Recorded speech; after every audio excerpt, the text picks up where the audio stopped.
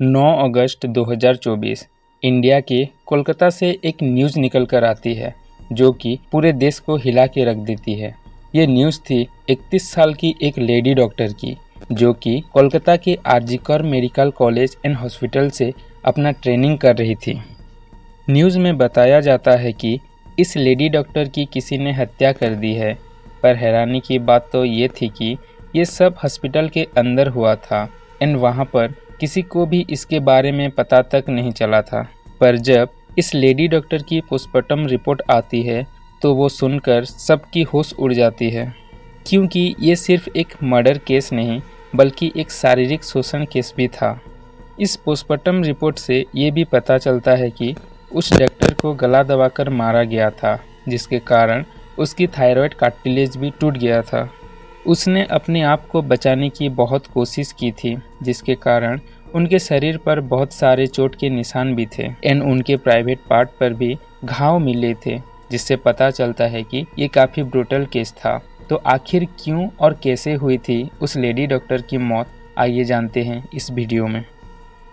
मौमिता देवनाथ एक 31 साल की जूनियर लेडी डॉक्टर जो कि कोलकाता के RG Kar medical college and hospital से अपने डॉक्टर के ट्रेनिंग ले रही थी। 8 अगस्त 2024 को हर दिन की तरह वो अपनी नाइट शिफ्ट पर थी और अपनी काम कर रही थी। तभी रात के करीब 11 बजे हर दिन की तरह उसकी माँ उसे कॉल करके बात करती है, जैसे कि उसने खाना खा लिया कि नहीं, तबीयत कैसी है और वगैरह वगैरह। रिप्लाई में वो उन्हें कहती है कि उसकी तबीयत ठीक है और अभी वो कुछ पेशेंट को चेकअप के लिए जा रही है और आकर अपने दोस्तों के साथ मिलकर खाना खा लेगी। अपनी माँ से बात करने के बाद वो पेशेंट लोगों को देखने के लिए राउंड पर निकल जाती है।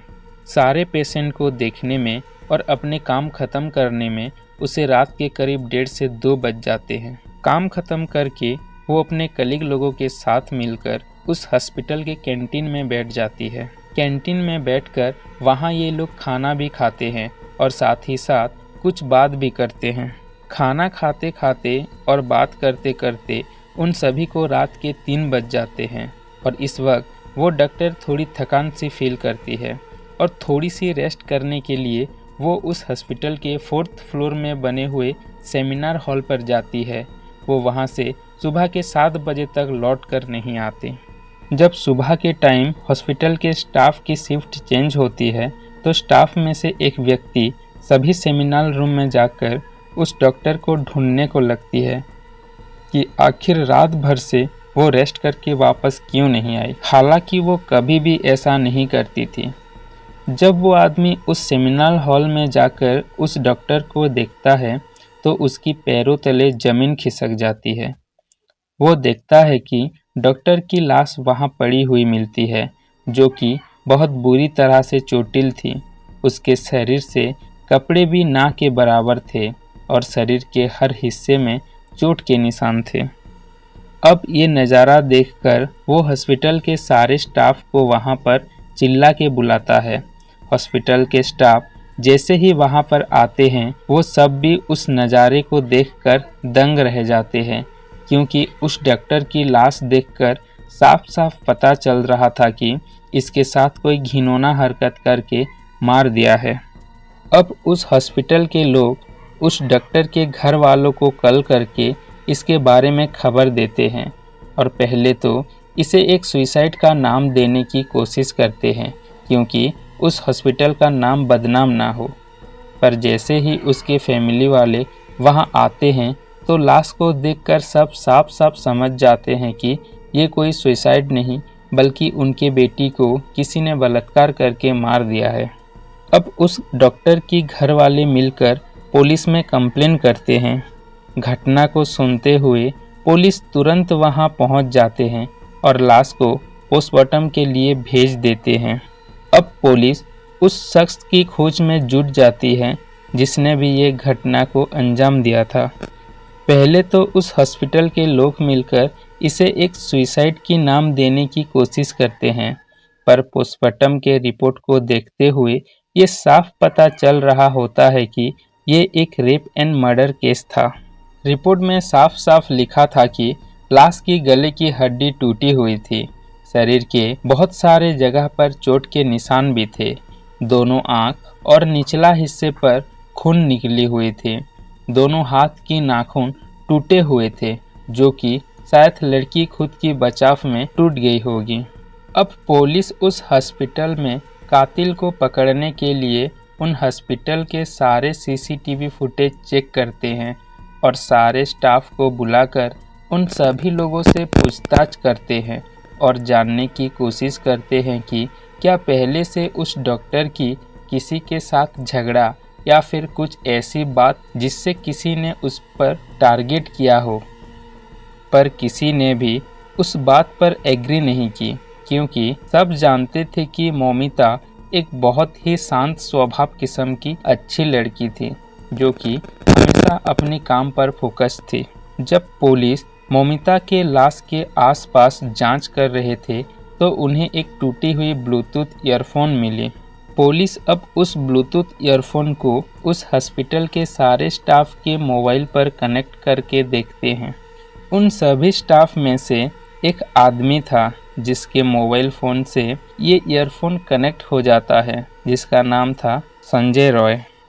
अब पुलिस संजय को सीसीटीवी फुटेज में भी देखते हैं कि वो करीब 12 बजे हॉस्पिटल के अंदर आता है। आने के टाइम में उसके गले पर उस प्रकार के ब्लूटूथ ईयरफोन थे और करीब 4 से 4:30 के बीच हॉस्पिटल से बाहर गया था, पर जाते समय उसके गले पर वो ईयरफोन नहीं थे। सारे सबूत को देखते हुए पुलिस अब उस संजय रॉय को गिरफ्तार करते हैं और उसे पूछताछ करते हैं। पूछताछ करते वक्त वो अपना जुर्म कबूल करता है, पर सवाल ये आता है कि आखिर ये संजय रॉय है कौन और उसने ये कत्ल किया क्यों? आखिर क्या दुश्मनी थी उसे उस डॉक्टर से? संजय रॉय, जो कि एक 33 साल का आदमी, RG Kar medical college and hospital में से सिविल वॉलेंटियर था, जो कि उस हॉस्पिटल के अंदर हमेशा तैनात रहता था। रिपोर्ट्स की माने तो संजय का बर्ताव हॉस्पिटल के लेडी स्टाफ के साथ बहुत ही बुरा था। पुलिस जांच में उसके खिलाफ कई आरोप की खुलासा हुआ है, जिसमें जबरन वसूली, धमकी और महिलाओं के खिलाफ बुरा बर्ताव भी शामिल थे।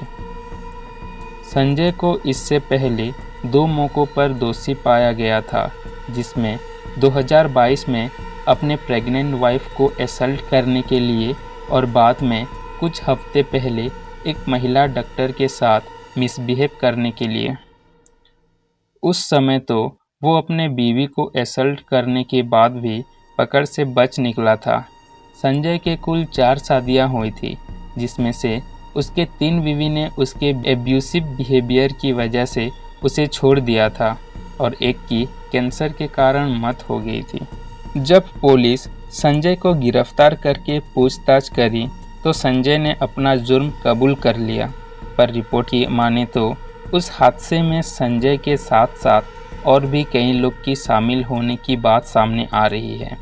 पूरे देश भर में कोलकाता की इस घटना पर लोगों का प्रोटेस्ट चल रहा है कि जो भी इस घटना में शामिल हैं, पुलिस उस केस को अच्छे से जांच करके उन सभी लोगों को फांसी दिया जाने की डिमांड है। तो दोस्तों, ये था कहानी कोलकाता के केस के बारे में। आशा करता हूँ कि आप सभी को ये कहानी अच्छी लगी होगी। मिलते हैं एक और नई सच्ची घटना में, तब तक के लिए स्टे सेफ।